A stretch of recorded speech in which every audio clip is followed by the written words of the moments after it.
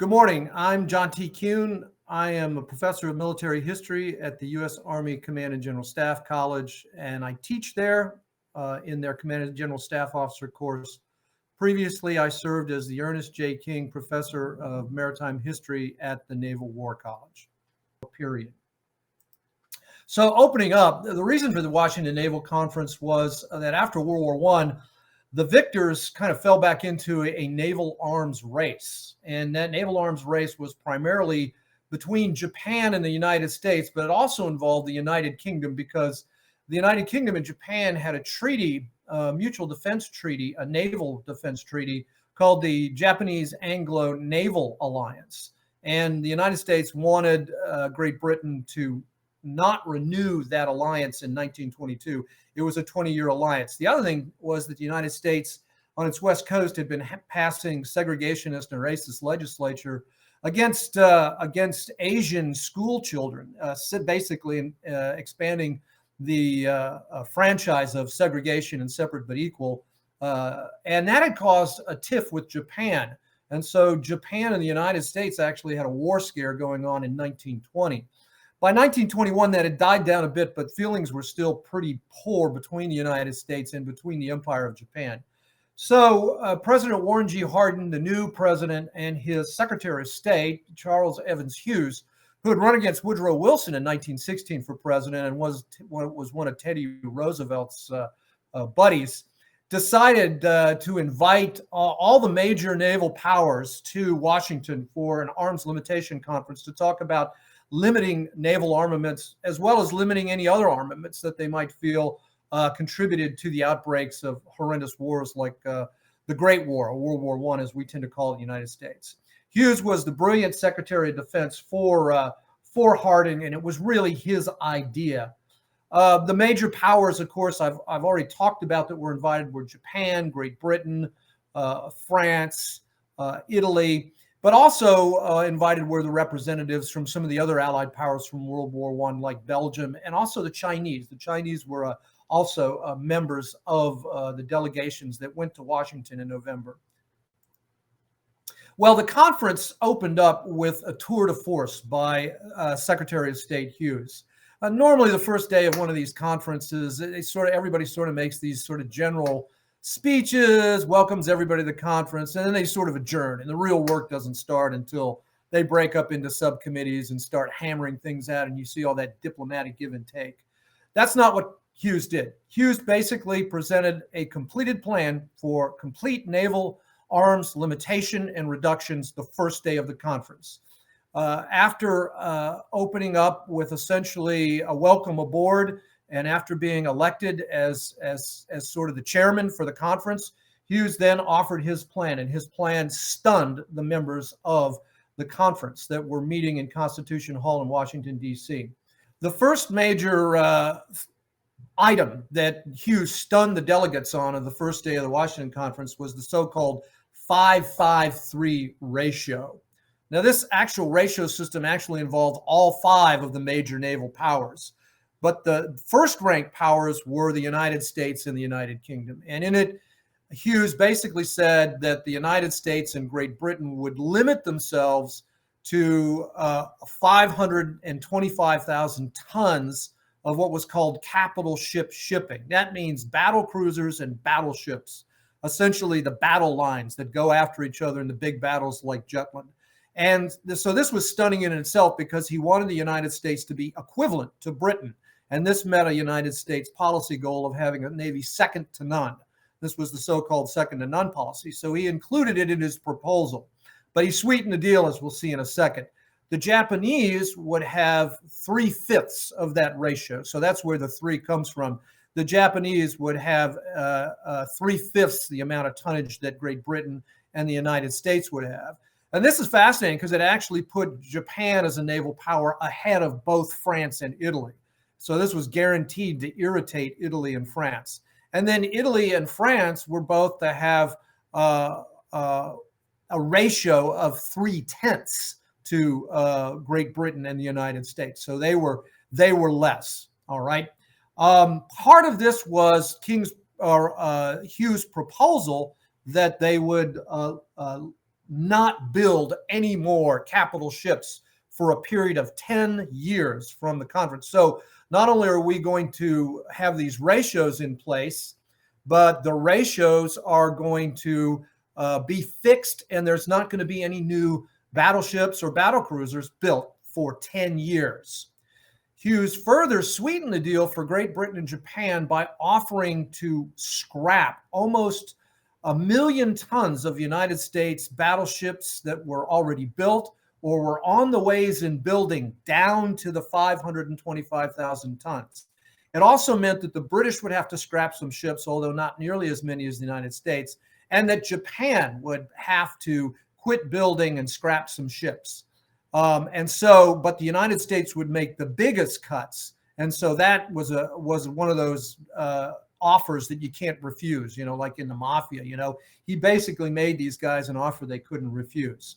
On top of it, he applied the 5-5-3 ratio to aircraft carriers. He said that the United States, Great Britain, and Japan would also be able to build aircraft carriers, but that ratio was also to be that 5-5-3 ratio. Britain, he set the upper limit of it to the number of aircraft carriers that Great Britain already had. So Britain would be faced with a choice of scrapping aircraft carriers and building new ones, whereas the United States and Japan each only had one new experimental aircraft carrier. And we'll talk about what the little things that they're going to do to kind of to sweeten the pot for Japan and the United States on the aircraft carrier. But that would also be a fixed limitation and a max tonnage for aircraft carriers. And oftentimes people who write about the Washington Conference miss that 5-5-3 ratio for aircraft carriers. Big difference, though, is nobody's going to have to scrap any aircraft carriers except the British if they want to build new aircraft carriers. There is no holiday on building aircraft carriers. The final major aspect of Hughes' proposal that he makes on the first day of the conference, all these very specific proposals, is that nobody is going to be able to build anything other than aircraft carriers who will have an upper limit of 27,000 tons, larger than 10,000 tons. So no auxiliaries or cruisers, destroyers, submarines, anything larger than 10,000 tons in tonnage and 8 inches in terms of the size of their guns. So essentially, nobody's going to be able to build any of these big, large surface ships with big, large guns. Those are going to be eliminated from the building for a period of 10 years. The only large ships that anybody will be able to build, fascinatingly, will be aircraft carriers, which is one of the most fascinating things about the treaty. The key compromises clauses in the treaty need to be discussed. The Japanese, almost immediately, their leader, Baron Kato Tomosaburo, who was chief of staff to Admiral Togo at the Battle of Tsushima, and Navy minister of the Japanese Navy, said, we've got to accept this deal. It's going to reduce the Americans, but we need something to counter this ratio. The Japanese had wanted a much larger ratio, 7/10, not 3/5, or to put it all on the same thing. The Americans were asking the Japanese for a 6/10 size of their fleet. The Japanese wanted a 7/10 size in order to accept the smaller ratio with the Americans.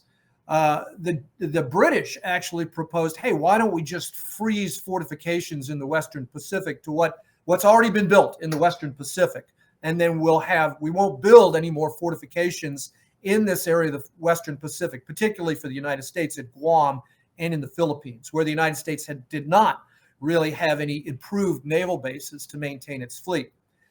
The reason that's so important is it meant that the United States fleet wouldn't have a place that it could go into anchorage and improve its fleet should it suffer damage or casualties in the long, long drive across the Pacific if it got into a war with either the United Kingdom or Japan. Of course, the United States has already decided it's not going to go to war with the United Kingdom. So this is really aimed at the United States and Japan.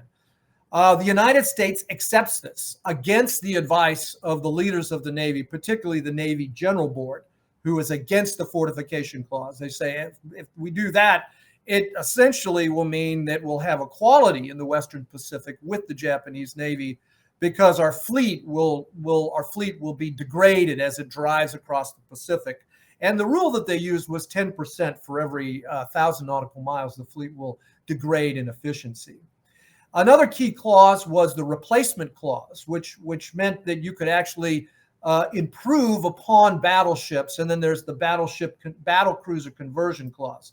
Let me talk about the replacement or the reconstruction clause. Basically, the battleships that you were allowed to keep, you couldn't modernize them other than to account for new technology. Those two new technologies were aircraft and torpedoes. And so you could modify your battleships and your battle cruisers for anti-torpedo, anti-submarine warfare, and you could modernize them for anti-aircraft. All right. So that was allowed. So you could actually do some work on the battle cruisers and battleships you could keep. For the scrapping clause meant that you could actually test new designs on the ships you were scrapping. Now, you wouldn't be able to build any ships, but you could take those tests and apply them as you modernized under the reconstruction clause. And the United States Navy would take full advantage of both of these clauses to actually improve the battleships and battle cruisers it was allowed to keep.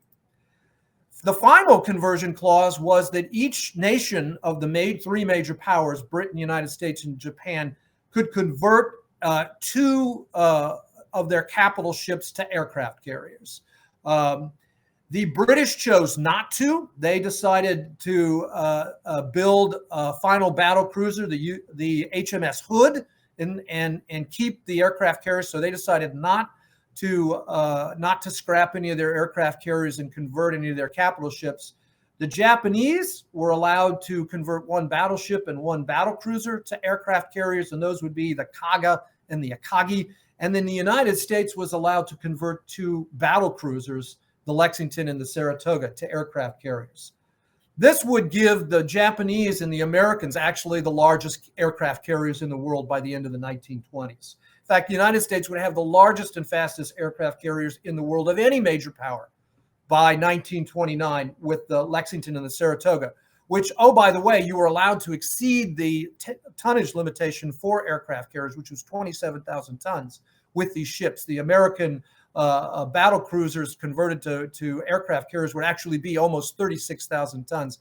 And when they were finally fully fitted out, they approached 40,000 tons, and they could go almost 33 knots with their systems. So they would be the largest and fastest warships on the planet by 1929. This was not intended. Hughes had no idea that this was going to be some of the fallout of the conference. Neither did the British nor the Japanese, but actually it worked out that way.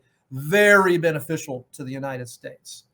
Well, there were other treaties and protocols at the conference. I already talked about one, and that was the Americans wanted the Japanese and the British to replace the Anglo-Japanese naval alliance with a new naval alliance that allied the winning powers of World War I, Japan, France, the United Kingdom, and the United States in the Pacific.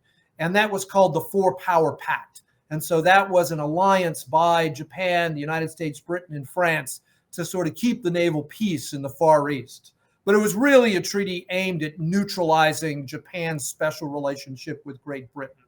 And it's the beginning of the United States and Great Britain coming closer together, although this will take some time. It'll be a process. All right. And the Japanese agreed to that because they wanted the Americans to scrap 1 million tons of battleships to have the naval power. The Nine-Power Pact was a political treaty that was designed to guarantee the sovereignty of China. So one of the problems with the war scare between Japan and the United States was Japan's 21 demands on the Chinese during World War I, essentially trying to turn China into an informal colony of Japan. Now, China at this time is pretty much a failed state. Even though they've got delegates at the conference, the delegates really don't know who they're actually working for. Are they working for the warlord in Beijing? Are they working for Chiang Kai-shek and the nationalists? Who are they working for? But the whole idea here is to limit the Japanese in their exploitation of China. And this is called the Nine-Power Pact. And it not only involves the 5 major naval powers, including the Italians, but it involves Portugal, who has holdings in the Far East, the Netherlands, the Dutch, who have a colonial empire in the Far East, Belgium, who has territorial rights inside China, particularly Shanghai, and of course Japan and the United States. It also basically guarantees the open door in China for the United States in terms of its goods and services. And that was the real issue, was this economic limitation that Japan was trying to get China to agree to, that would limit the goods and trades of others. And the United States basically, this is sort of a forerunner of the Trans-Pacific Partnership, if you really want a modern day analog of the Nine Power Pact. All right, so these are the three major treaties: the Naval Treaty, sometimes called the Five Power Pact; the Four Power Pact, which negates the Japanese Royal Navy relationship; and a political treaty called the Nine Power Pact. There were also other agreements on the limitation of gas. They tried to limit air power and strategic bombing, but that was tabled. They tried to abolish submarines, but that was also tabled because the Japanese and the Americans said, no, we need submarines, not for cruiser warfare, but to be scouts for the fleet in the Pacific. And the Royal Navy and the British delegation were kind of forced to accept that. The biggest weakness was that this thing was entirely diplomatic. There were no enforcement mechanisms. With the United States not signing on to the League of Nations, there was really no enforcement mechanism for these treaties. It was basically a gentleman's agreement that the entire thing was based on trust and honesty. For the United States, it adopted this treaty as its naval policy, and the United States implemented a system of 553 for all of its warships. So basically it said if the British build, 100,000 tons of destroyers, our policy is to build 100,000 tons of destroyers. If the British build 90,000 tons of submarines, our policy is to build 90,000 tons of submarines. So it wasn't just 553 for aircraft carriers and battleships. The United States Navy, through the mechanism of the advisory body to the Secretary of the Navy, the General Board of the Navy, composed of admirals and captains and other officers, about 10 to 12 guys. They implemented the United States naval policy based on the treaty, but they expanded that regime to all the other ships, including the cruisers that could be built under the policies of the treaty. The impact here had to do with War Plan Orange. The United States was almost forced into designing a fleet that could fight at long ranges. And one of the major impacts of the non-fortification clause of the treaty meant the United States was going to have to bring all of its logistics and mobile bases with it. And so in 1923, the year after the United States signed the treaty, it added a secret war plan annex to War Plan Orange involving the creation of advanced mobile bases in the Pacific, primarily in the Caroline Islands, so that if the fleet suffered damages en route to the big battle with the Japanese Navy, and Orange is Japan in the war plan, then it could stop somewhere at a seized island base in the Carolines. Initially, this is the Mortlock archipelago, which isn't far from Truk, and repair the fleet with logistics ships. And so a big part of the Navy plan in the interwar period was to build floating dry docks of immense size that could handle battleships and aircraft carriers and other ships to repair them. And the treaty, this is another loophole in the treaty didn't prevent you from building these things. And it didn't prevent you from building the biggest ones possible. And the United States actually planned on putting flight decks on these things and flying airplanes on them as temporary aircraft carriers as they towed them across the Pacific on tugs. So again, the treaty really spurred innovation in these navies. The other navy that the treaty spurred innovation in was, of course, the Japanese. They built their carrier force up into a very, very good aircraft carrier force. My argument in my book, Agents of Innovation, is that the United States, these constraints actually forced the United States to innovate, the United States Navy to innovate probably far more than it would have if it had been allowed to build battleships and design battleships and field new battleships. Instead, the only things it could build were things like submarines, destroyers, cruisers, aircraft carriers, floating dry docks, and logistics shipping. And so my argument is you build what you can build. And so they built and designed and built and tested and practiced. one of the things was they wanted to make sure they had enough air cover for the fleet. Well, the only way that they're going to be able to do that without any air bases in the Far East is either seize air bases using the Marines. And so the Marines come up with an amphibious warfare doctrine to support the seizure of bases to build airfields, and aircraft carriers. Aircraft carriers will be our floating airfields. They'll also create aircraft seaplane tenders so that they can have essentially floating seaplane bases that they can use to kind of get around the fortification clause of the treaty. I'm not going to talk about the London Treaty. Maybe we can talk about that in the discussion. But essentially, the Washington Treaty is renewed at London in 1930, and the battleship holiday is extended. However, by the time we get to the early 1930s, with Japan's invasion and conquering of Manchuria in 1931 and the breakdown of the peace in the 1930s, the treaty system will effectively be abandoned by 1936 by all parties. Japan will pull out in 1934, and then by 1937, the only two nations that are really paying any attention to the treaty anymore are now pretty much de facto allies, and that's the United Kingdom and the United States.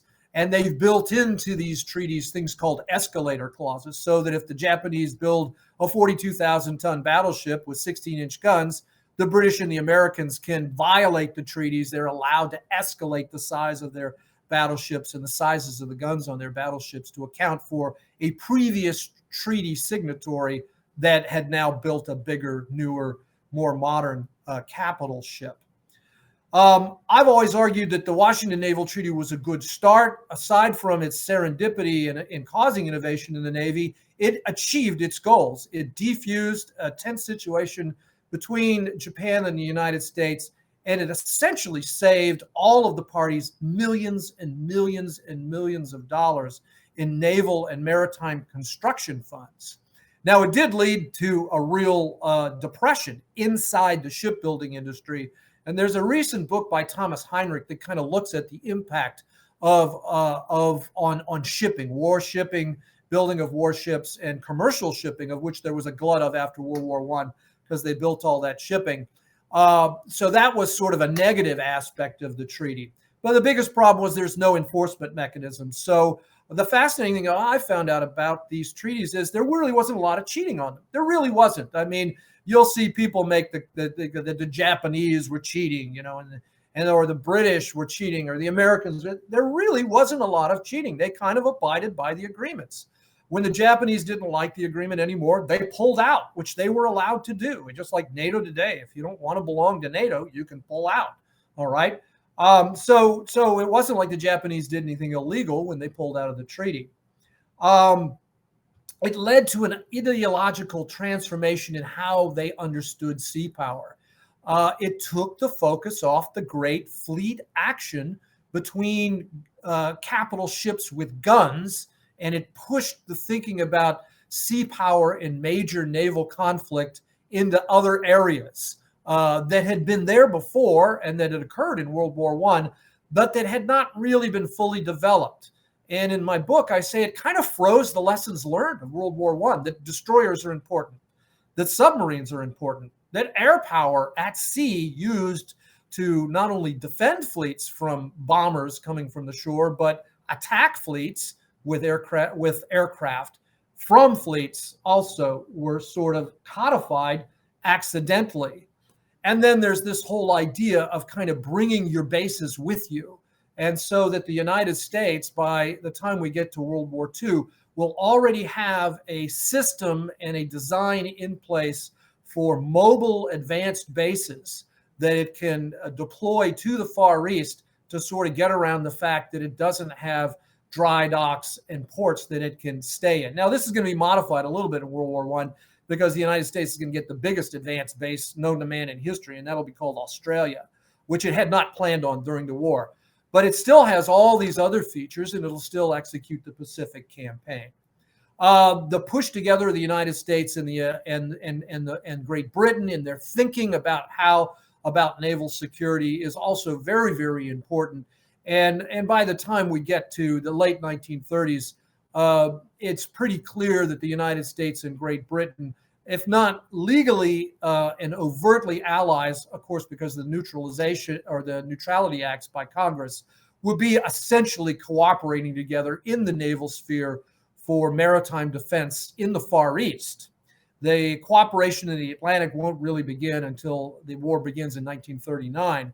But that cooperation in the Far East is already there. They were already having conferences in the Far East, the Manila Conference, for example, prior to the Japanese attacking Pearl Harbor, with the Dutch and the British. So the Americans and the British, another sort of benefit of the treaties, initially the treaties are seen to drive the United Kingdom and the United States apart, actually brings the two powers that need to be on the same sheet of music for global naval warfare closer and closer and closer together until we get the Grand Alliance that emerges in 1941 with Churchill and Roosevelt, and then eventually, of course, Stalin. With that, I'm ready for your questions. Good morning and welcome to our show for February 2022. Many thanks for Dr. Kuehn's introductory comments. We thank the Army Command and General Staff College for sharing Dr. Kuehn with us today. As you watch our show, please hit like, subscribe, and ring the bell for future content. We welcome our international guests today from New Zealand, Japan, Germany, and the United Kingdom. We appreciate your support. Two old school naval historians, Harold and Margaret Sprout, said of the Washington Conference that it wrote the concluding page of a revolutionary chapter in the annals of sea power and world politics.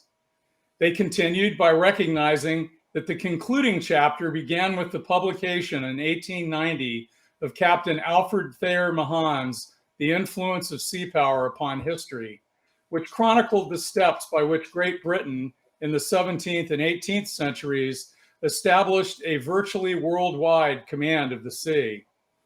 Under the shelter of dominant naval power, British genius had erected an empire upon which it could be truly said that the sun never set. I am holding up a 1894 edition of Mahan's work and a 1946 edition of Sprout's work toward a new order of sea power. Dr. Kuehn is joined today by acclaimed historians Dr. Ryan Wadle of the Naval War College and Dr. Tom Hone, a 2021 Commodore Dudley W. Knox Medal recipient for naval history. Gentlemen, good day. The first question is from Trent Hone, who asks, the Washington Treaty, by forcing the U.S. to abandon hopes of a fortress Guam, ultimately helped better prepare the Navy for World War II. And this question is directed to his father, Tom Hone, and he asks, do you agree or disagree? Why or why not? Can you hear me? Good. I don't want to get into a family argument here. I think Trent is right. Guam was not tenable as a major base. Tom, you're muted. Because of the distance between Hawaii and Guam. The Navy itself said that the distance from Pearl Harbor to Guam was 3,318 miles. That's a huge distance, especially if the base that you want to establish is surrounded by your potential enemy. And so non-fortification of Guam really recognized how difficult it would be to sustain a base at that kind of range. And John has already said that it was important for the U.S. Navy to take with it basing elements so that the fleet ships and so on, aircraft, could be repaired or replaced as the fleet moved across the Pacific. But if you put your marbles, so to speak, in a fixed base like Guam, then either you're going to lose that base, or the Japanese will blockade it, or they'll just bombard it, so that the facilities there will be useless for the offensive of the fleet from Hawaii west. Thank you very much.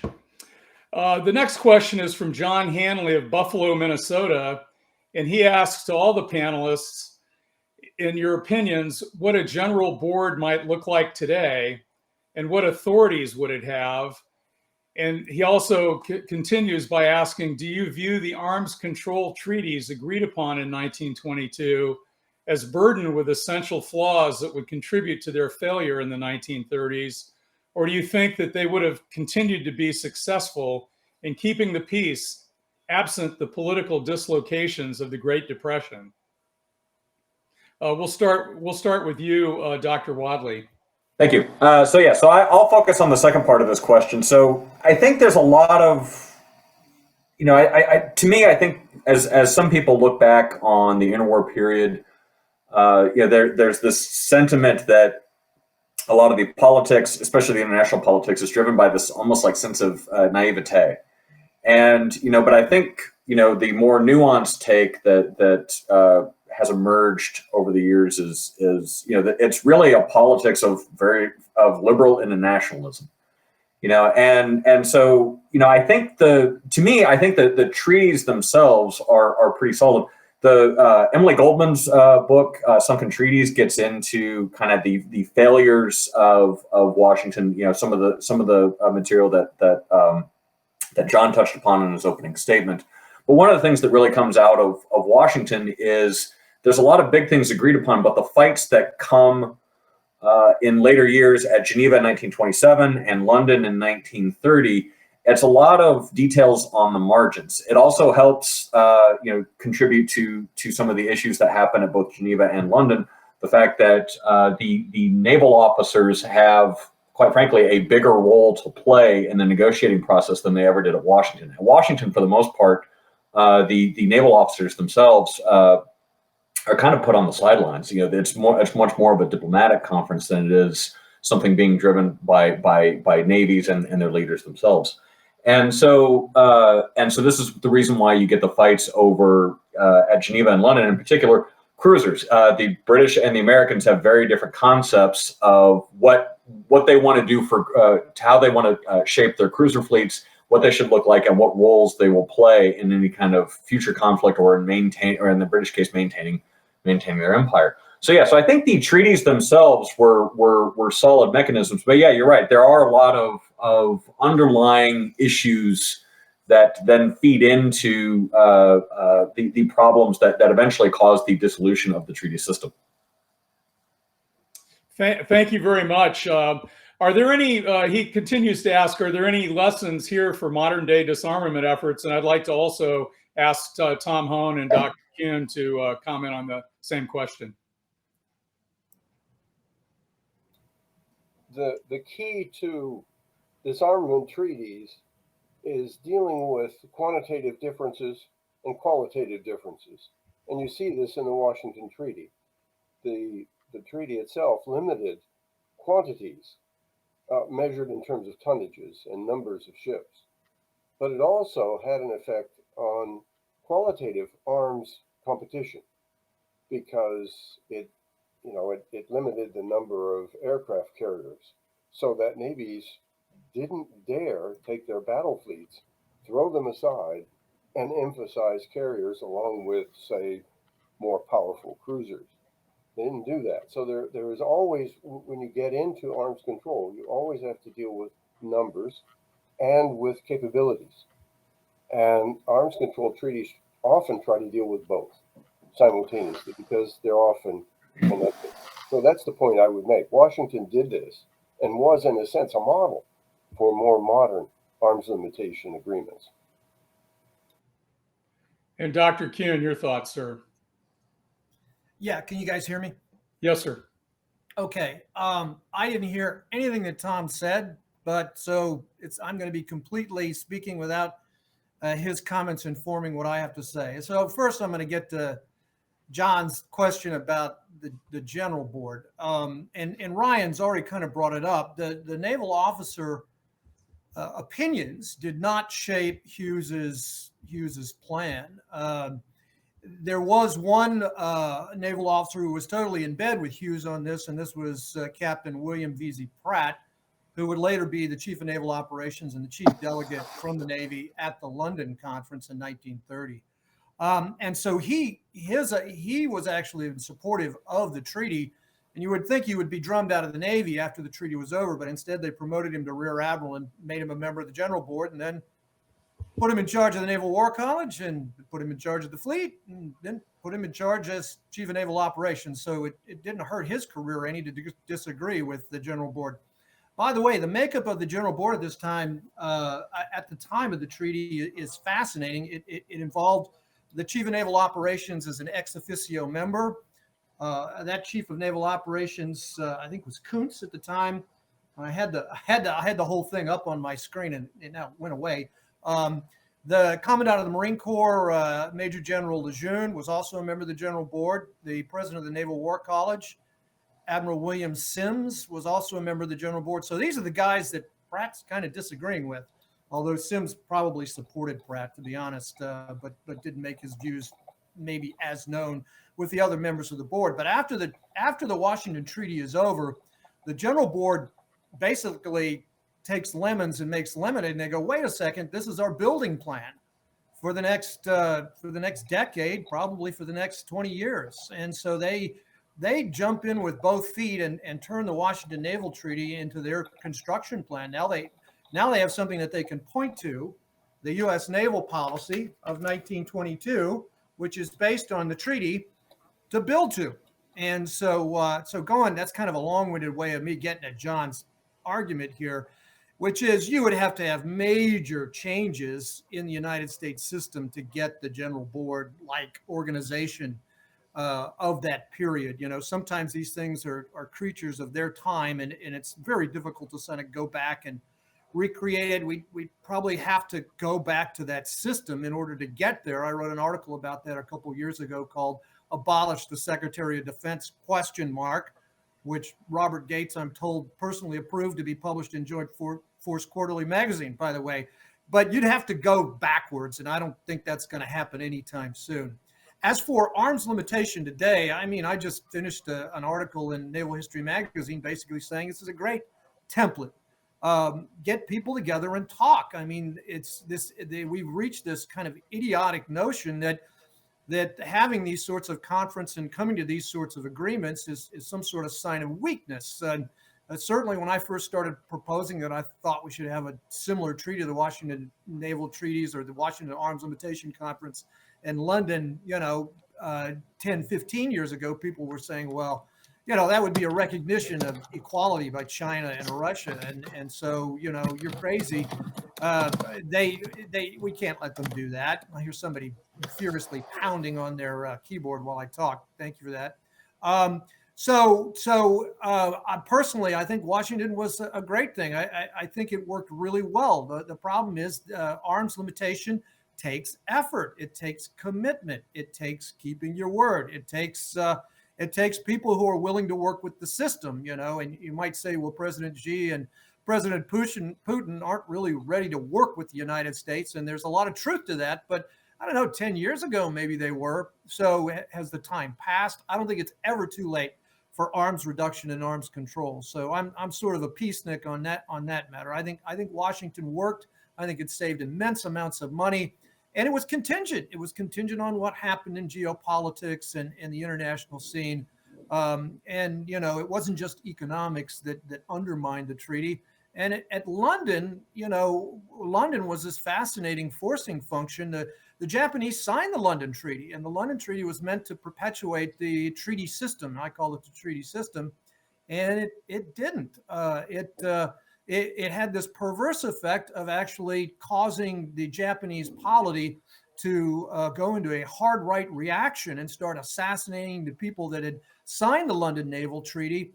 And sort of the Japanese militarists used the London Treaty as sort of a means to increase their power inside the Japanese polity, particularly the hardcore factions in the army, the Imperial Way faction, and the hardcore faction inside the Imperial Japanese Navy, led by Admiral Kato Kanji, who was the other Kato's arch enemy, into rejecting the London Naval Treaty. So the London Naval Treaty, which should have been this wonderful thing, actually kind of backfired and caused the Japanese militarists to react very forcefully against what they saw as an unfair treaty. So those are just some thoughts. I probably covered too much. I'll shut up and wait for more comments.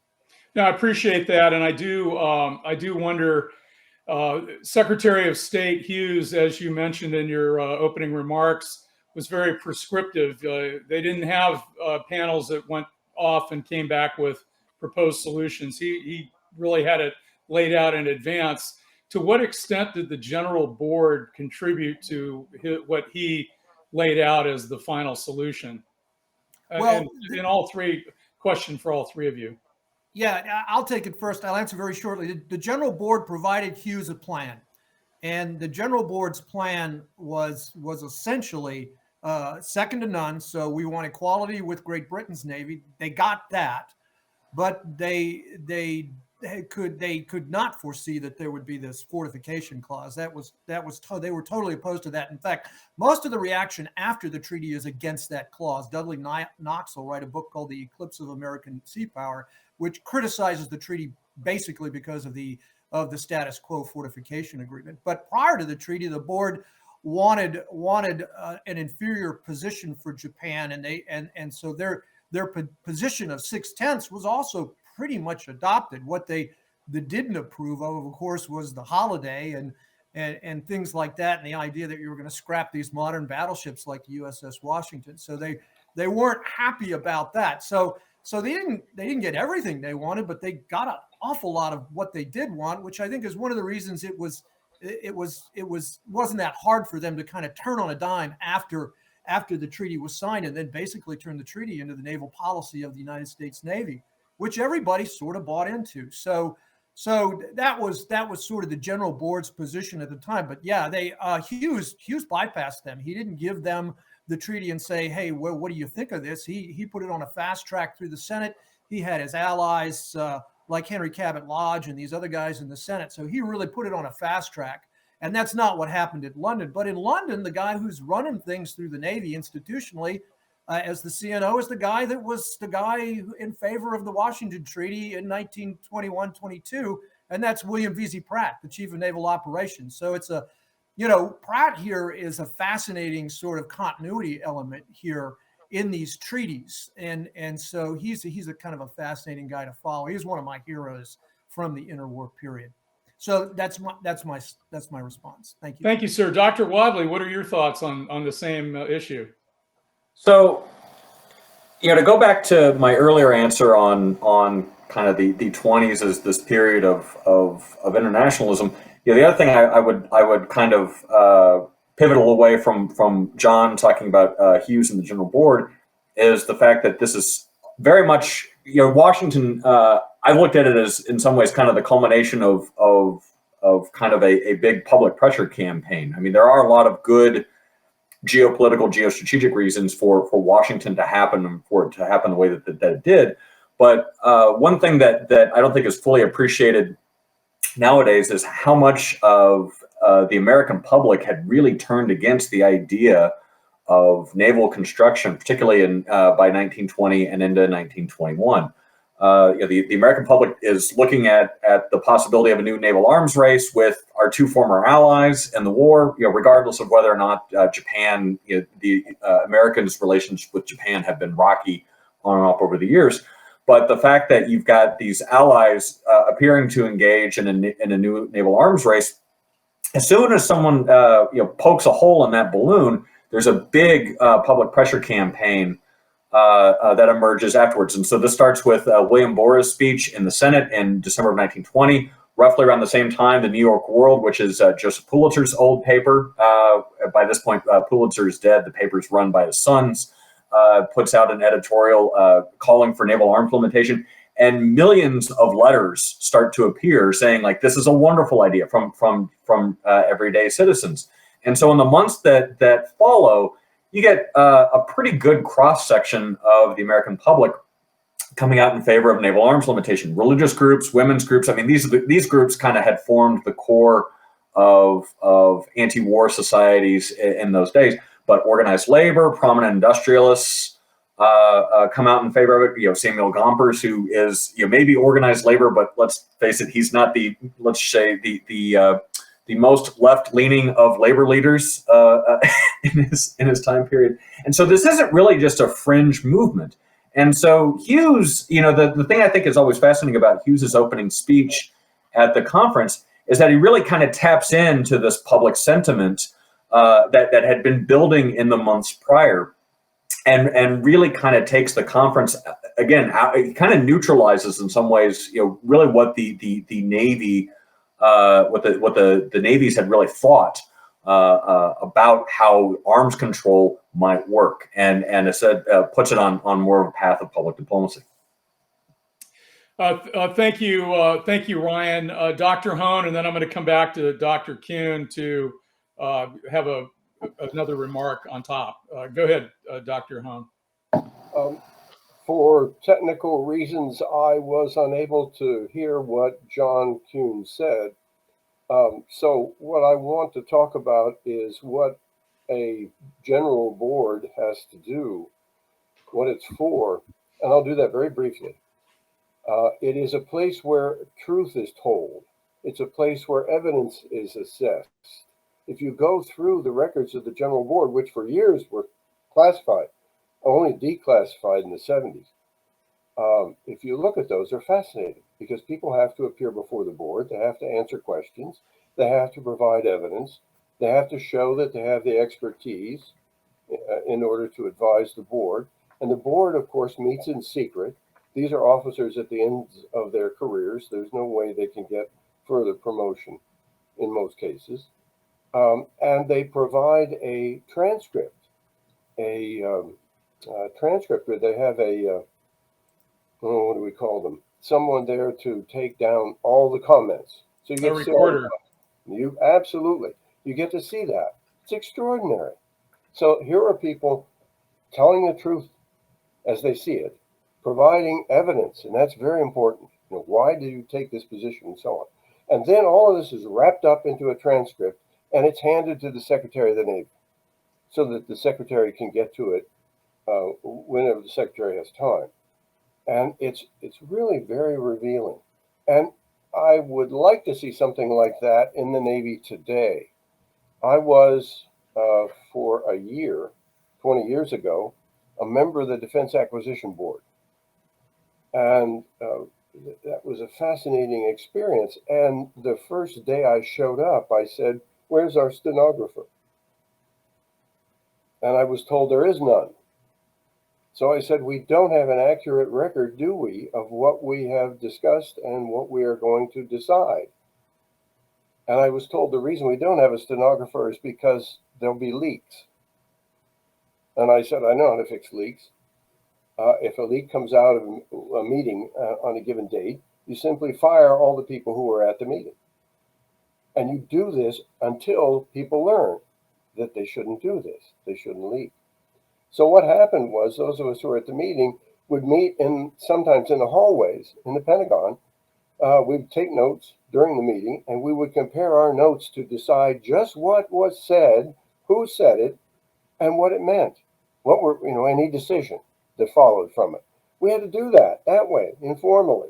I thought that was crazy. And one of the things, and John, I'm sure agrees with me, one of the things I love about the General Board records is you get to watch people think and discuss. And it's right there. Now, it has to be done in a classified way. You can't make it public.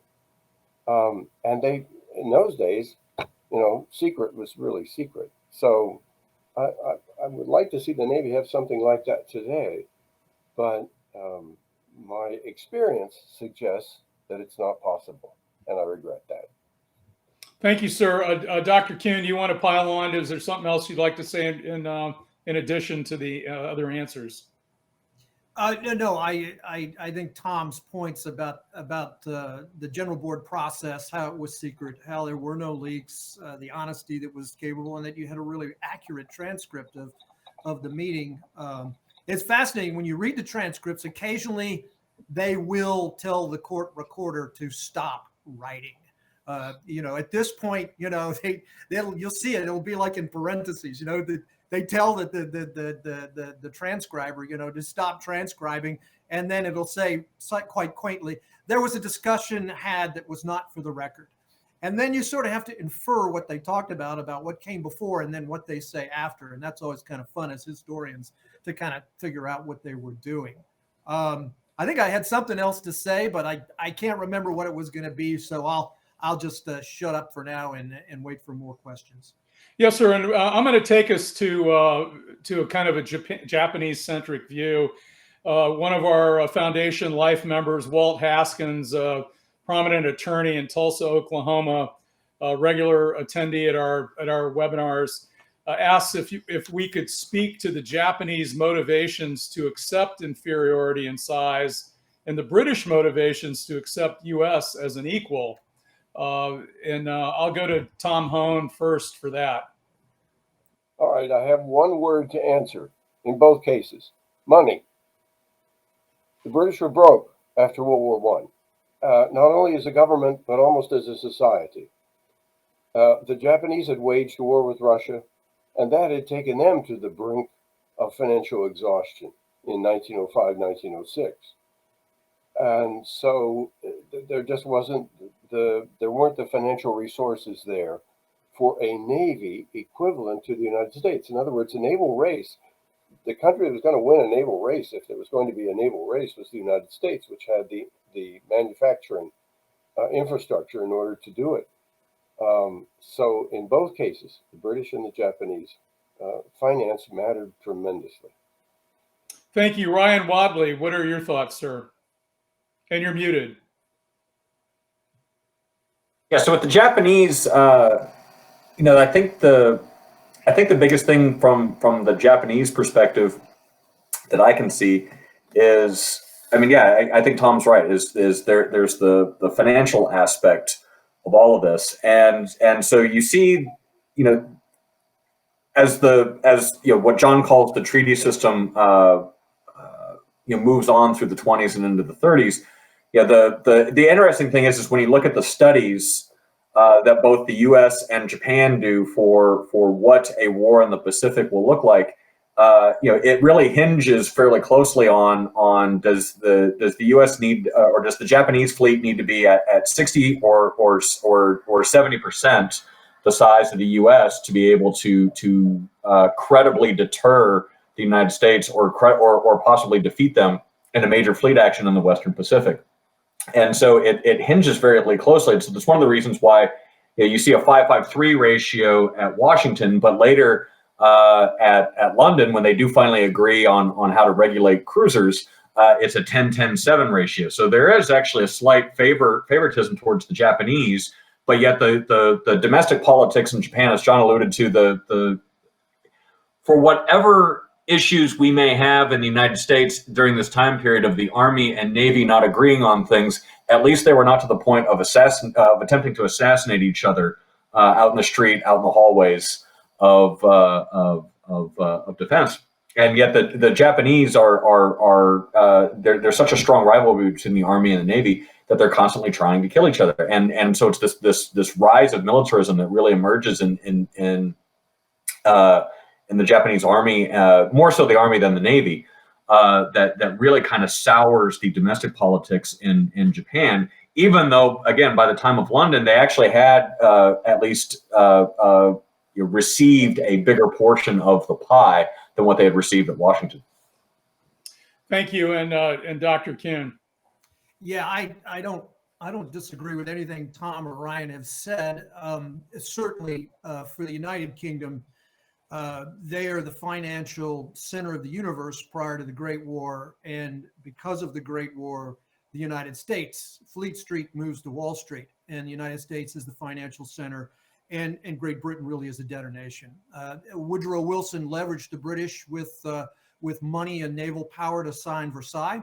Of course, the United States doesn't sign it, but essentially Hughes does the same thing at Washington. And so the British aren't in they're not in any position not to agree.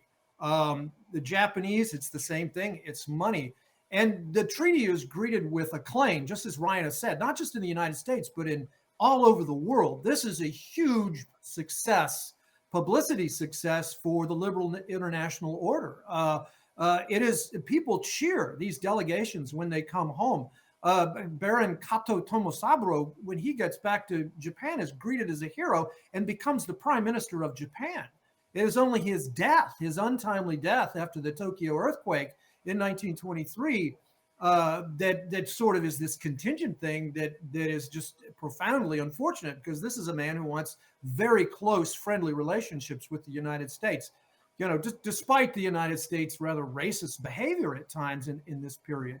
Well, not rather, but overtly racist behavior. And he is sort of the big hero after the conference. He's the guy that gets all this attention, like, wow, what a magnanimous and wise statesman. Not just Hughes, but all of them, but particularly Kato Tomosaburo. When we go forward to London, another outgrowth of this, and Japanese scholars talk to it, is just how completely this undermines the Japanese army. The Japanese army sort of comes out of Manchuria and Siberia after the Russian Civil War as sort of the institution that your average Japanese doesn't like. And the Navy, for a time in Japan, is the more vaunted institution because of their willingness to agree to this treaty. Even though about half of the Navy hates the treaty, or maybe more than half. And so it leads to this resentment by the Army and inside the Navy by the so-called fleet faction under Kato Kanji. By the time we get to London, one of those fleet faction members, who is also a member of the delegation to London, is Yamamoto. He's kind of takes the position that these treaties treat Japan unfairly, they're inferior, but they do get that de facto 8-10 ratio in cruisers at London and a continuation of the holiday. And Yamamoto is sort of a moderate in the fleet faction, and he arrives at the train station coming home as part of the Japanese delegation in London in 1930. And he sees these people cheering him at the train station for signing another naval treaty. And Yamamoto is profoundly affected by this. He overnight decides that this is the way to go, that this is what the people really want of Japan, not the militarists, not Tojo and the control faction and the fleet faction, but this is what the people of Japan want, is peace. And they see arms limitation as that road to peace, despite the depression that's going on right now, the worldwide depression. And Yamamoto becomes one of the members of the treaty faction. And so you get this great irony of Yamamoto Isuruku, who is a member of the Naval Ministry, one of the suits in the Naval Ministry, who opposes Japan's signing of the Axis alliance with Germany and Italy, who opposes some of these high-handed actions by the Navy, who opposes the prime ministership of Konoye and then the prime ministership of Tojo, and who has to be put on the battleship Nagato as the combined fleet commander, not because he's the best choice, but that's the only way to prevent him from being assassinated by young naval or young army officers. So it's just fascinating the way public opinion weighs here.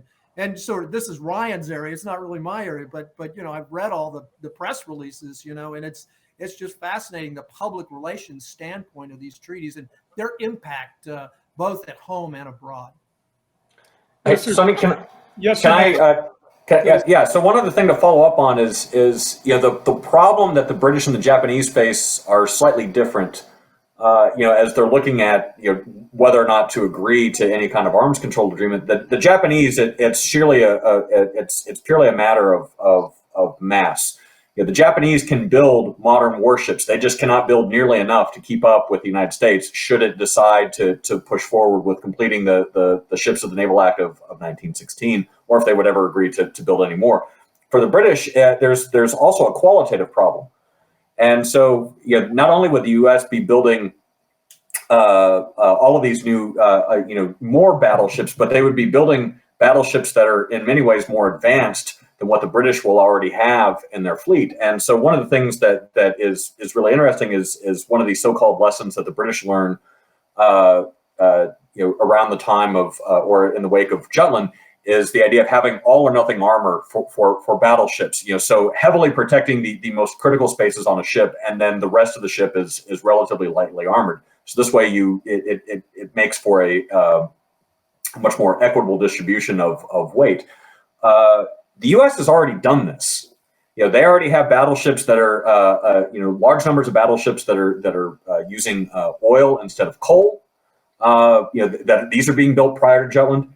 You also have all or nothing armor being incorporated into American battleships. The Americans don't really quite get into the whole fast battleship concept in the way that the British do with the Queen Elizabeth. But in general, the United States was going to have a huge qualitative superiority over the British. And so there is a slightly different calculation on the part of both of the British and the Japanese in terms of what kind of threat does renewed American naval construction pose to their vision of sea power.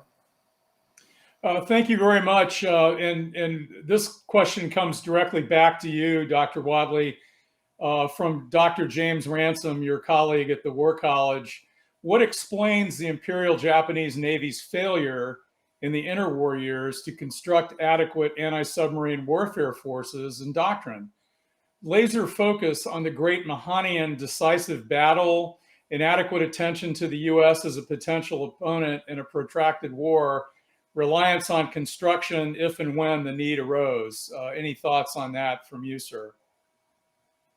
So, to put a little bit of a presentist spin on it, I think there's, as we think about what our defense policy and force structure should look like today, I think there's a lot of lessons to be learned from what the Japanese weren't doing during that time period. And so, yeah, you're right. There are plenty of gaps in terms of what the Japanese are or were not doing during that time period. And so they're very laser focused on the offensive. And so what this means is you can see plenty of areas in which, if it's not necessarily something that's going to enhance the so-called tip of the spear, they are less interested in developing these capabilities.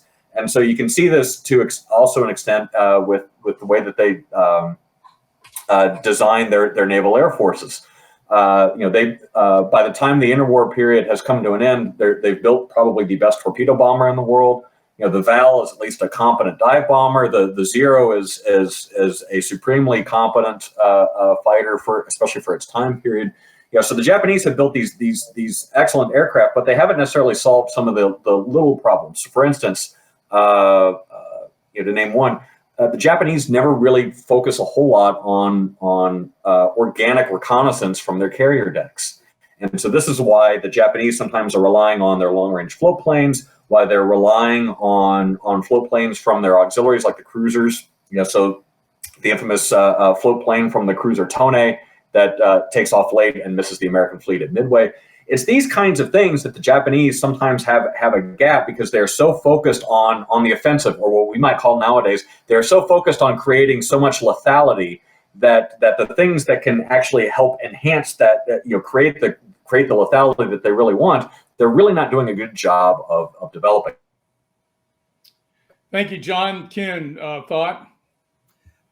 Well, I have to emphasize what Ryan just said because it seems to mirror our problems today. And I actually have an article ready to go on that, but I missed the deadline for the prize essay, so I'll have to submit it next year. But this idea that they overly focused on the short, decisive, lethal fight, and then they sort of lost it when it came to some of these more disesteemed measures of warfare. Now, that said, the Imperial Japanese Navy was not incompetent in anti-submarine warfare. Just ask the American submariners who had to go up against the Japanese destroyers and get depth charged in the war. Darter and Dace will get the heck depth charged out of them after they torpedo those 3 Japanese cruisers off Palawan. So the problem here is again what Ryan refers to as it's secondary or it's even tertiary. I talked to Asada, the great Sadao Asada, about this, and he said, yeah, on the Japanese Naval General Staff, there is one guy prior to the outbreak of war with the United States on the Imperial General Staff involved for ASW planning and ASW and integrating with the fleet on ASW doctrine. Now, that doesn't mean they didn't have anti-submarine warfare doctrine. Also, once the Japanese do figure out that they have an anti-submarine warfare problem, they actually do a pretty good job adjusting. But again, by the time they start to adjust, it's simply too late. The United States is has got its submarines to a level of lethality that the Japanese just simply cannot keep up with. Their destroyer force has been attrited in the first 2 years of the war, chasing that decisive battle. And as Trent Hohnken talked to, in these fierce, brutal night combats in the Southwest Pacific and during the Cartwheel campaign in 1943. So they're really behind. I think Mark Perillo has pointed out that if the Japanese had taken the third Yamato super battleship, the Shinano, and instead built destroyers with that, they could have built 66 destroyers instead of the Shinano. And it's things like that sort of make you shake your head. And the Shinano is sunk by a submarine in the inland sea. All right. So it's not that the Japanese, don't think about these things, that they focus on that lethality that Ryan has emphasized, sort of what I would call, what we call it tonight is the fight tonight. We're going to win in the first 24 hours or the first week or the first month of the combat. And so they kind of let everything else slide. And I know my listeners are probably familiar with how abysmal the United States Navy has become at some of these things like anti-submarine warfare. The Navy I was in, anti-submarine warfare, yeah, it was like watching the grass grow, but we knew how to do it and we were damn good at it. And so it's sort of kind of making the past mistakes of the past all over again. So I would definitely like to emphasize Ryan's comments to that score. Tom Hahn? I don't have anything to add to what John and Ryan have said. I think they've put their finger on, or their fingers on, the issues and the problems the Japanese faced, and I think they've done it very well. So I want to come back to you, Tom. So it's interesting. Each one of these shows and webinars that we produce really reflects the questions of our audience, and we've got a lot of historical questions concomitant with the treaty to go yet to ask, but that's not what our audience is interested in right now. And it really comes back to your comment about a CNO's advisory panel, or so if you go down the line, there was the general board, and let's just put that aside. And we talked about how efficacious and important and thoughtful and scholarly, that was. And then, of course, we have an admiral, or we have the CNO's advisory board, the CNO's executive panel, the CNO's executive board. We have Admiral Hogg's strategic studies group. And almost in every case, the value of those this is from our audience, there's a big question mark. Are they as efficacious? Are they as valuable? We just disbanded and maybe reestablished the strategic studies group. And it just goes on and on about, we haven't really instantiated, a real focal point to think the great thoughts that maybe a general board was better poised to do. And I'd like you to take a moment to talk about what your thoughts are and in the domain of how history, the goodness of history can inform what we need in the present, and where do we fall short? Where are we okay? What are your thoughts? I'll go back to what I said earlier, which is that the Navy needs an organization composed of uniformed officers, including those from the Marine Corps, that can take a look at issues and can require the people who come before them to explain things to tell the truth, and where they can look at, in effect, like in a court of law, different witnesses who will come forward and take different positions on whatever the major issues are. And this needs to be done in secret. It has to be done in confidence. And it has to involve not only the CNO, but the Secretary of the Navy. And I think that would be a very valuable institution to have. Now, the problem, you put it really well, Sonny, you really did. How do you make it continue? How do you make it last? And that's the hard part. It's not hard to put together a bunch of very good, competent officers who can help you with issues. I've seen this. I've supported these officers, but it's keeping it alive across time. That's the hard part. And it takes a very dynamic, say, this dynamic Secretary of the Navy to really stand up to this, stand to make it work. It also takes, on the part of the Secretary of the Navy, a willingness to accept criticism, because that may come out of the hearings. The hearings may involve experts, officers on different sides disagreeing with one another. And one of the things I found lacking in the Pentagon when I had an office on the E-ring was a willingness on the part of senior people to accept criticism. Some were very good at it. One that I actually did some work for was the late Admiral Donald Pilling, who was Vice Chief of Naval Operations. He could accept all that. He had a very strong mind, extraordinary mind, and a personality to go with it. And if you have that, and you have people who believe in this, they'll keep it alive. But it's very, very difficult. I mean, you know what the routines Pentagon are. You know, I did this stuff, and the routines just demand your time. They keep you from sitting down and thinking about a lot of these issues. And meetings may be interesting, they may be valuable, but they may also be contentious. And people are sitting there worrying about how they look. I sat on the DAB, and the chairman of the Defense Acquisition Board was the Undersecretary of Defense for Acquisition, Technology, and Logistics.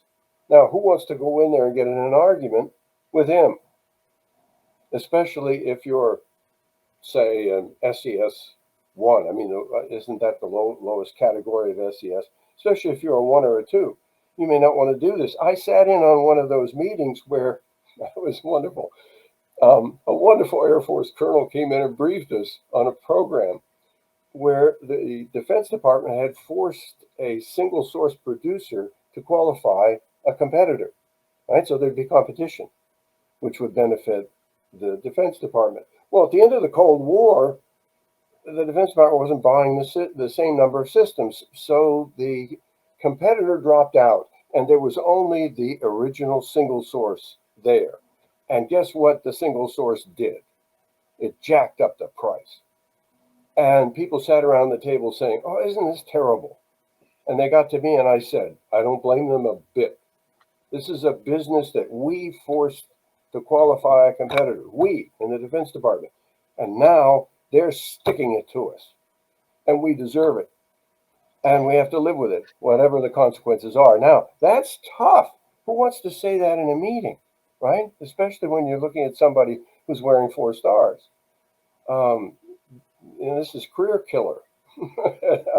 And so, it takes a tremendous amount of tolerance to live with an organization that evaluates evidence and may tell you things that you don't want to hear. So let me pile on, because this is coming right from the audience, and there's a lot of energy around this. And I'm going to let Dr. Wadle and Dr. Kuehn jump in a minute too, but back straight to you. So how much of this goes to service culture? And the example given, one of the most effective assistant secretaries of the Navy for research, development, and acquisition was Hondo Gertz, an Air Force guy. Shorter timelines, more decisive, decisions were made in fast time, not just in real time, but fast time. And then you look at what they're doing in the Air Force with their Rapid Capability Deployment Office under Waldo, I'll think of his name. But the point of the story is if you call them, you'll get a meeting within 24 hours. You call the Navy guy, you might not ever get a meeting. And so, and I'm not trying to be critical of my service, but I'm just trying to ask the question, around the energy of the audience. How much of this is culture? Do we need to light a fire under our butts, or what do we need to do, to be more mindful of those, attributes that came from a general board versus maybe what's going on right now? And I'm going to take that question to its conclusion, and then I'm going to get back to the history. but I wanted to cover the interests of our audience in some fashion. So Tom, to you first. Well, I think the people in the audience, the ones that you can communicate with, and I haven't been able to, but I think they're identifying problems and potential solutions. And again, I'll say the problem is keeping it going year after year. That's the problem. And I don't really know how to solve that problem. Years ago, Admiral Pilling put it to me, and I had to hide from him because I couldn't admit that I had a real ironclad solution to it. It's difficult, and it may depend on service culture, but culture is hard to define. I mean, I was on an amphib once doing some analytical work for the Center for Naval Analyses, and I helped the chief with an issue that he was having with his sailors. And afterward, he said, thank you very much, and so on, in the way chiefs do. But I said, I got a question for you. And he said, what is it? He gave me that look. You're going to waste my time. What do you want? I said, what's Navy culture? He said, culture? Just looked at me hard. Culture. What are you talking about? He didn't say that. He just said culture. He said, and he hesitated a minute, and he said, that's the way we do things around here. And then he walked away. And he was right. So how do you change that? The Navy has had culture changers. Hyman Rickover said, I'm going to create a culture. And he did. And for him to do that, though, he had to stop other things. See what I mean? In other words, and you can create cultures inside the service. The submarines have, what's that submarine squadron where they do all their experiments? Devron 12. Yeah, I mean, they're doing amazing stuff and have been doing it for years. Now, how do they keep that going? And I've tried to get an answer to that question. And I haven't, nobody's really come forward and said, A, I got the answer, and B, I know how to apply it to these issues, the issues that the General Board took a look at between World War I and World War II. Yes, sir. Ryan Wadle, any thoughts? I would just say, speaking in my own capacity, and not as a member of the department, an employee of the Department of the Navy, it has been fascinating as someone who, so I've studied the Navy, but prior to joining the Naval War College faculty, I used to work for the Army at Fort Leavenworth for a while. That's where I got to know John. So I was trained as a naval historian, which meant I was the perfect candidate to do counterinsurgency studies at Leavenworth. And then I was working for the Air Force for a while at Maxwell Air Force Base at Air University.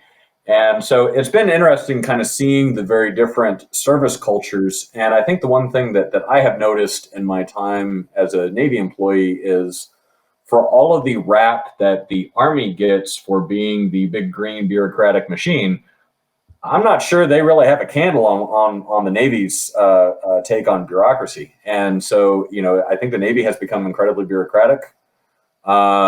I also, I buy into some of the arguments that people like Steve Wills and Pete Haynes have made about, the Navy's shift towards becoming a much more engineering-focused culture in the years after World War II, I think has been a real detriment to how the Navy has operated. And so, I don't think that bill necessarily came due during the Cold War, but I think, the in the decades since, you can see a lot of deterioration in how the Navy has chosen to think about and respond to problems that I think are due, at least in part, to the fact that the Navy has not necessarily done a good job of incentivizing generations of thinkers of coming up through the ranks and then being able to reach positions of power.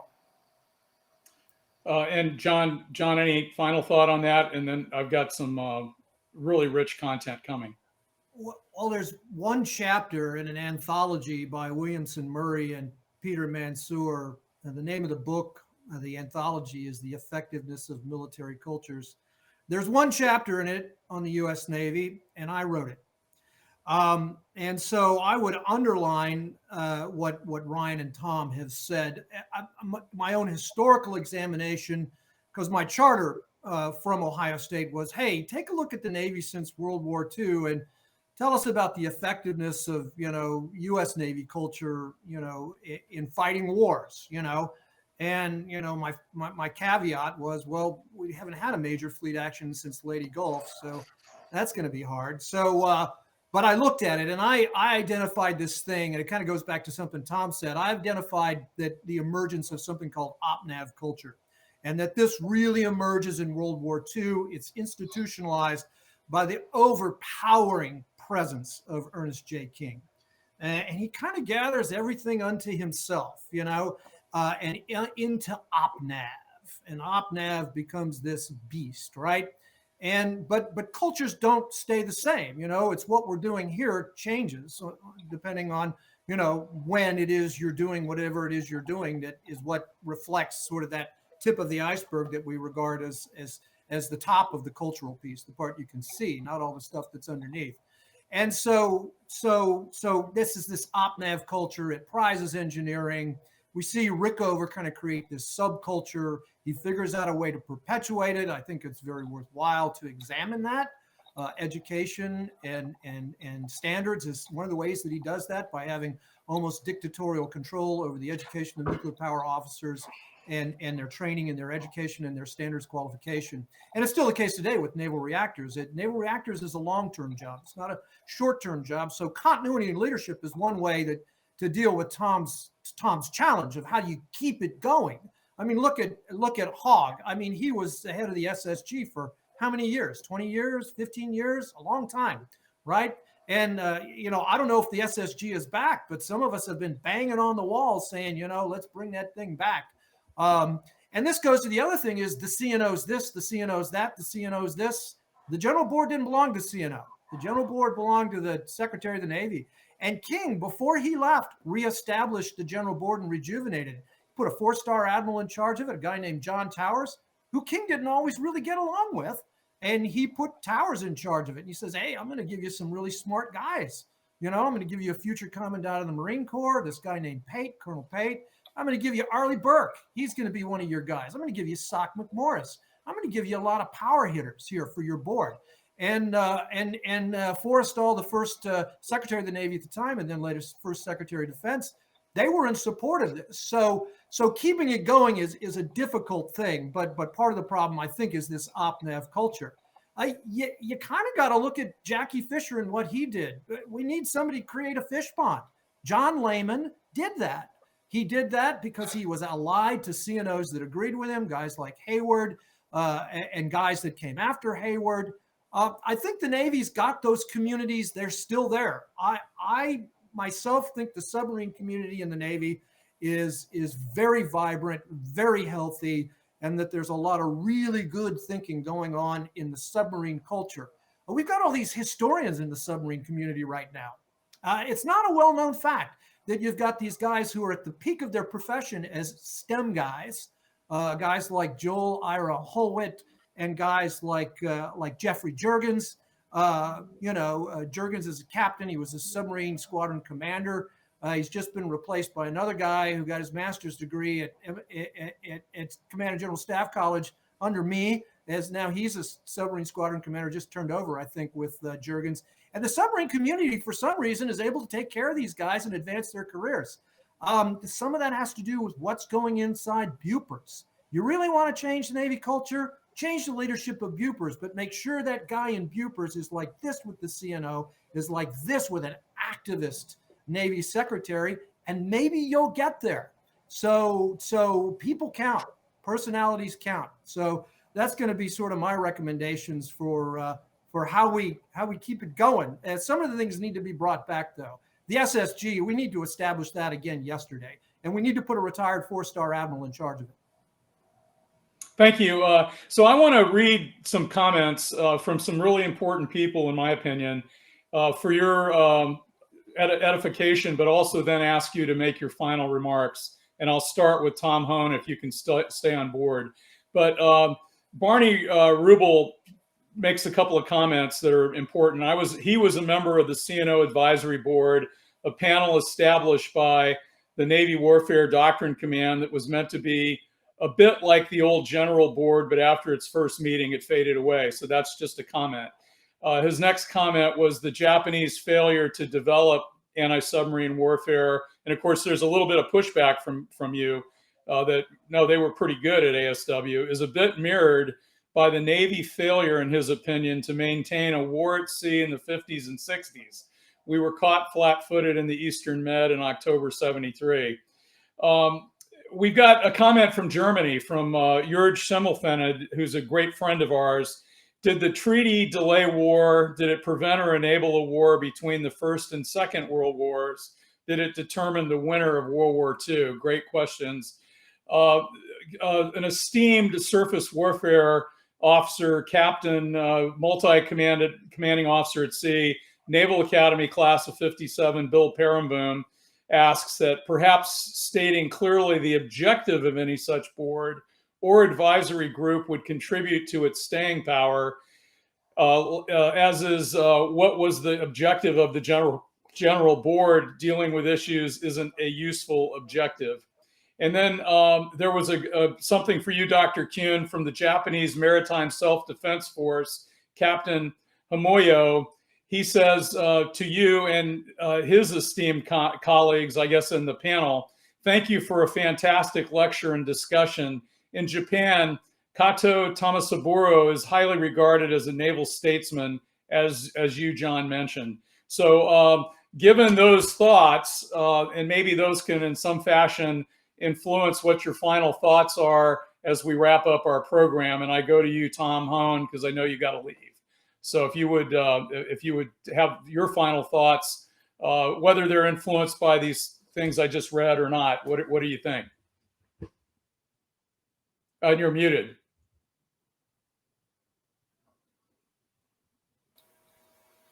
All right, now you should hear me. Yes, sir.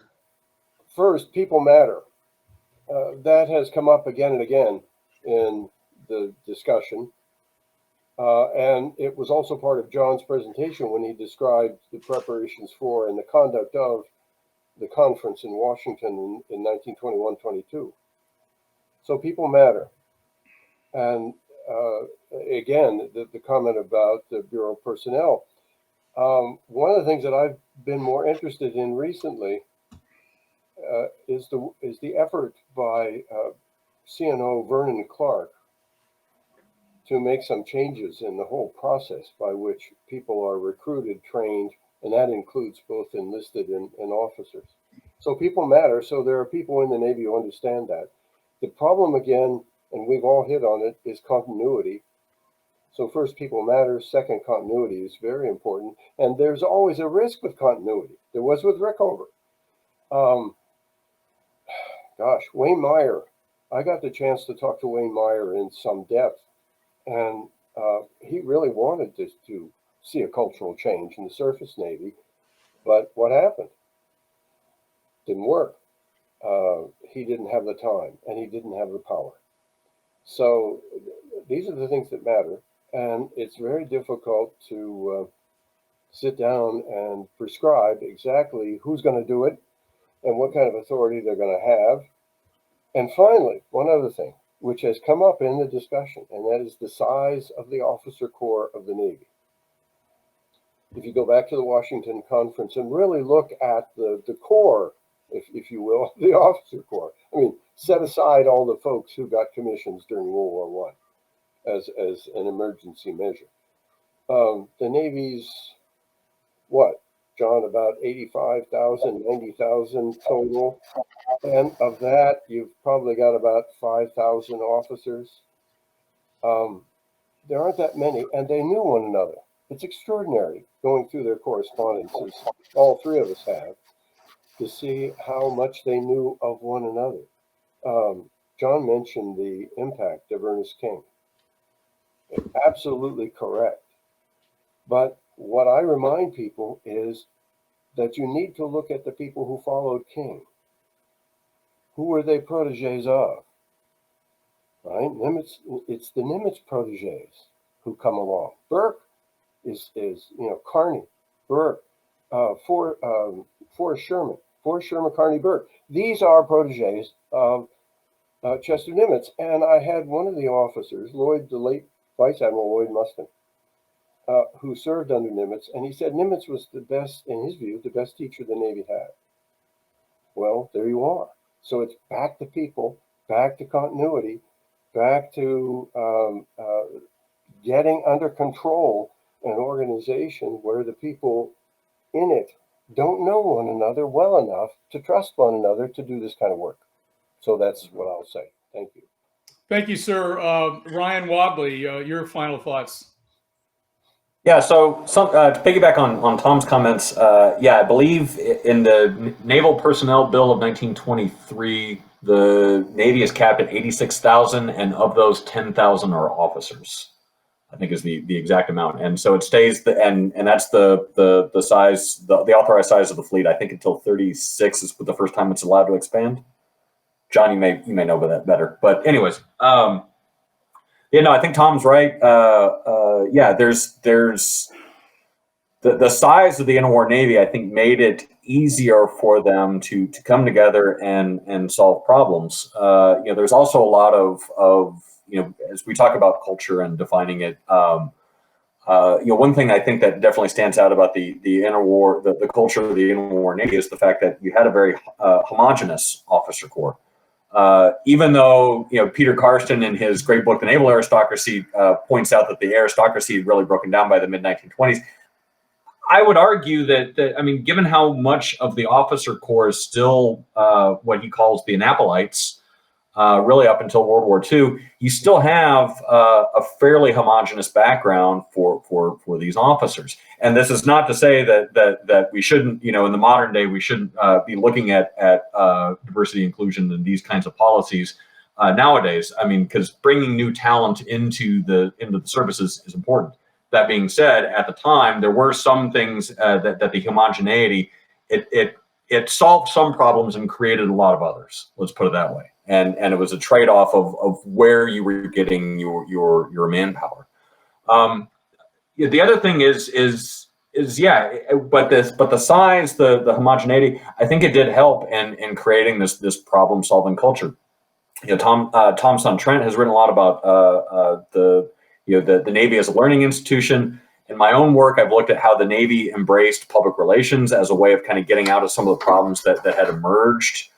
Particularly during the Washington conference, the Naval Officer Corps, for the most part, is horrified by what happens at Washington, and they think that they've essentially lost the thread with the public. And so they for the first time in its history, the Navy creates a public relations outfit in peacetime to manage their relationship with the public.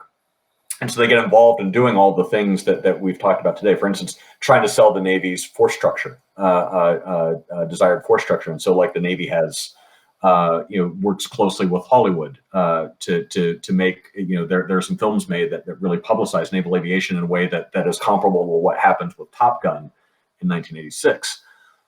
So it is possible to change things, and as we talk about continuity, Admiral Moffett is famous for having been in office for 12 years and would have lasted longer had he not died in the crash of the Akron in April of 1933. So all of these things do matter. I mean, to me, it's very much like alchemy. When it works, and just the Navy, I think, for right now, is still searching for a formula for how to put all of these various pieces together to make them work in a coherent whole. Thank you, sir. And Dr. John Kuehn. Yeah, I like that, Ryan. We need an alchemist in chief, somebody like Elmo Zumwalt, who's got his little subordinate alchemists like Stansfield Turner. So yeah, that'd be great. Yeah. I want to address that question of what did Washington do. So I'll close where we began. Washington prevented war.